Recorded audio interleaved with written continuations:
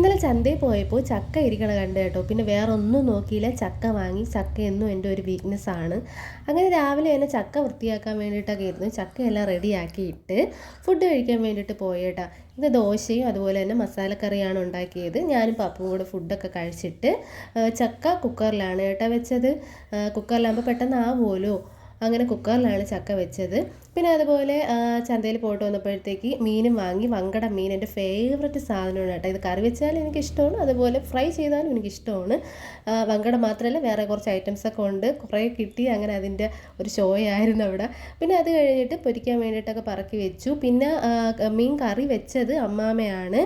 അങ്ങനെ മീൻ കറിയും നമ്മളെ ചക്കയും അതുപോലെ മീൻ പൊരിച്ചതും മുളകൊക്കെ കൂട്ടി കഴിച്ചു കേട്ടോ. എൻ്റെ പൊന്നു, ഒരു രക്ഷയില്ല, അടിപൊളി ടേസ്റ്റായിരുന്നു. മീൻ കറിയൊക്കെ എങ്ങനെയെന്തോ ഇങ്ങനെ വെക്കണം, ഇതേ മെത്തേഡിലാണ് ഞാൻ വെക്കണം, പക്ഷേ എനിക്ക് ശരിയാവില്ല. അപ്പോൾ അത്രയുള്ള വീഡിയോ ഇഷ്ടമായി ലൈക്ക് ചെയ്യുക, അതുപോലെ സബ്സ്ക്രൈബ് ചെയ്യണേ.